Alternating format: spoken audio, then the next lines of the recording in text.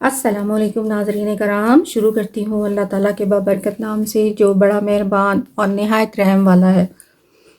زلیخا کو دیکھا تو حضرت یوسف وہیں رک گئے۔ کہا، کہاں ہے حسن و جمال، اور یہ کیا حال ہے؟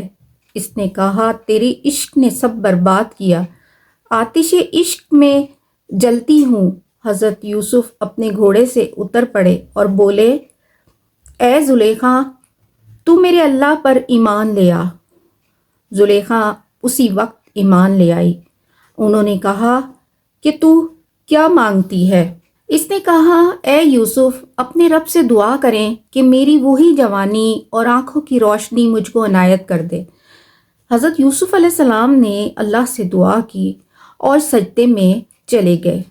ابھی وہ دعا ہی کر رہے تھے کہ زلیخا پکاری اور کہا کہ آپ نے جو مانگا وہ مل گیا۔ انہوں نے سجدے سے سر اٹھا کر دیکھا تو صورت، جوانی اور بینائی اللہ نے زلیخا کو واپس عطا کر دی۔